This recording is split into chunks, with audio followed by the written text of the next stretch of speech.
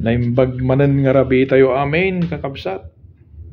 Naimbag nga rabi naimbag nga aldaw, naimbag nga sapat yo. Opo.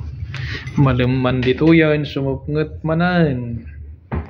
So nga ginanatay mo tayo makapag-vlog basit niya po. Tay ko na akong dahito ilata mo tiliw-liwami dito eh. So di ni awanan ti kakadwak to yan. Awanan ti kakadwak dito yan. Nag-aawit dan.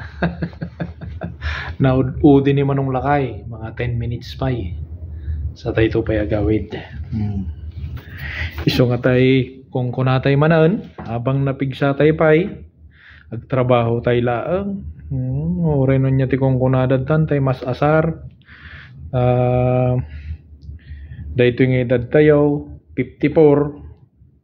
Lalo ka OFW tayo no puro arasagidla kada awanti anos tay nga agdengdengeg kada giti bagbagat ti tattao ka baka mapanunot tay tagikset nya.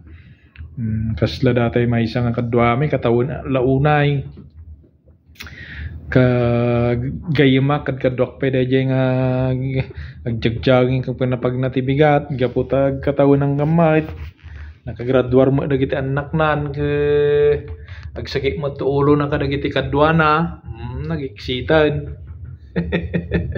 Ay nagiksitan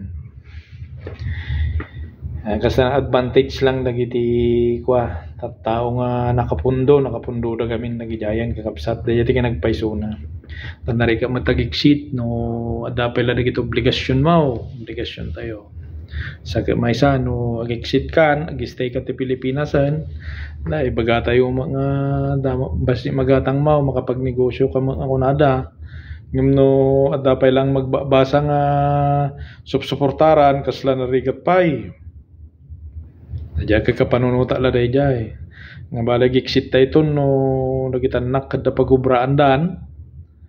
Piyata no oray no ko natin negosyo tayo kung tayo negosyo nga dagiti basi mot ka ang mga regular tikita na dagita i-dry run mo pa nya. So nga kasjay sana sa isayaat anos istorya lang to ni Manong Lakay vlog kanya.